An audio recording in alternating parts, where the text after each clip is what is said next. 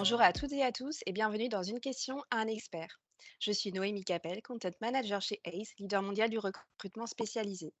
Dans cette nouvelle vidéo, nous répondons à une question posée par nos abonnés LinkedIn. Peut-on rattraper un entretien qui s'est mal passé? Et aujourd'hui, c'est Charlotte Tenin, manager secteur public parapublic chez ACE France et Luxembourg, qui prend le micro pour y répondre. Bonjour à toutes et à tous. Lorsque vous êtes en recherche d'un nouvel emploi, il y a un exercice incontournable par lequel vous devrez passer et que vous devrez reproduire même un certain nombre de fois.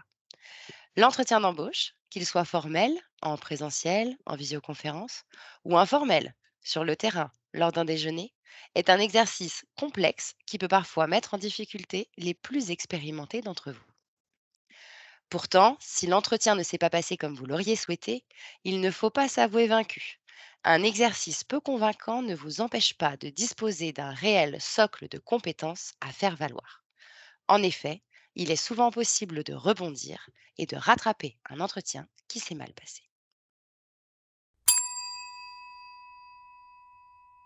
De nombreuses raisons peuvent vous laisser penser que vous n'êtes pas à la hauteur de la prestation d'entretien que vous auriez aimé délivrer. Que ce soit lié au stress, à une mauvaise préparation ou à un autre motif indépendant de vous qui vous déstabilise durant cet entretien. Si à la fin de l'entretien, vous doutez de votre performance face à votre interlocuteur, sachez que vous disposez encore d'une marge de manœuvre afin de laisser une dernière bonne impression. Profitez de ces dernières minutes pour poser des questions pertinentes, que ce soit sur le poste ou l'entreprise, ou encore pour connaître la suite du processus de ce recrutement. N'oubliez pas de remercier votre interlocuteur pour son accueil et le temps qu'il vous a accordé. Vous pouvez également lui indiquer que vous restez disponible au besoin pour tout échange complémentaire.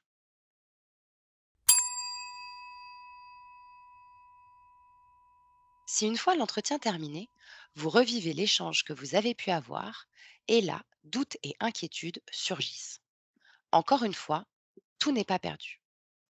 La première chose à faire est d'envoyer un email de remerciement au recruteur, le jour même ou au maximum 48 heures après. Vous en profitez pour lui rappeler votre motivation sincère pour le poste et mettez en valeur vos compétences clés et expériences percutantes, surtout si vous pensez avoir omis de lui donner des informations précieuses. Cet échange indirect vous permettra également de démontrer à l'écrit une forme d'aisance de communication que vous n'auriez pas su déployer lors de l'entretien. Vous pouvez faire preuve d'honnêteté et confier à votre interlocuteur que vous ne pensez pas avoir réalisé votre meilleure prestation, tout en évitant de vous confondre en excuses, ce qui mettrait l'accent sur un aspect bien trop négatif. Expliquez plutôt que vous seriez ravi de réitérer un nouvel échange en poursuivant le processus de recrutement ou bien en apportant les renseignements qui seraient venus à manquer. Vous pouvez également ajouter des pièces jointes qui appuieraient votre propos ou développeraient des axes que vous avez regretté de ne pas avoir abordés. Par exemple, une lettre de recommandation, un portfolio, un échantillon de production que vous auriez pu réaliser.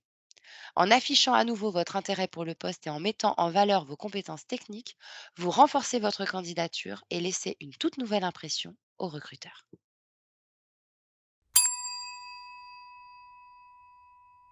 Vos doutes se sont confirmés et vous n'avez pas obtenu le poste.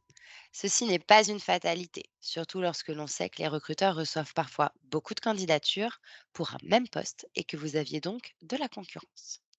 Par ailleurs, ne pas avoir été recruté ne signifie pas non plus que vous avez raté votre entretien.